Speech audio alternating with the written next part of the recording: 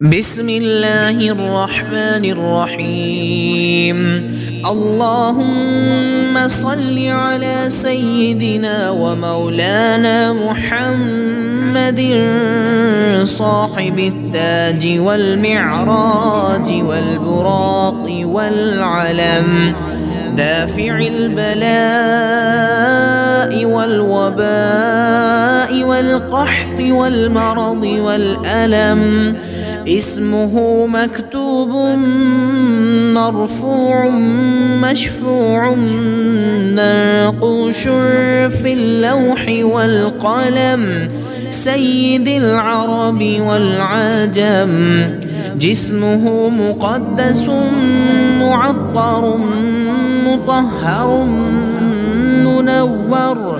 منور في البيت والحرم، شمس الضحى بدر الدجى صدر العلا، نور الهدى كهف الورى مصباح الظلم، جميل الشيم شفيع الأمم، صاحب الجود والكرم.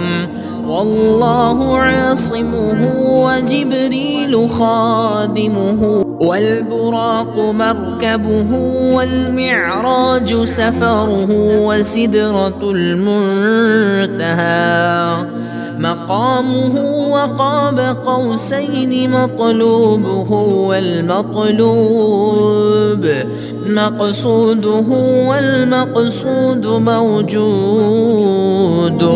سيد المرسلين خاتم النبيين شفيع المذنبين،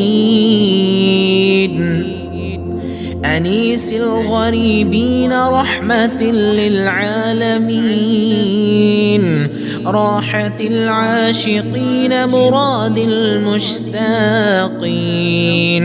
شمس العارفين سراج السالكين، مصباح المقربين محب الفقراء والغرباء والمساكين،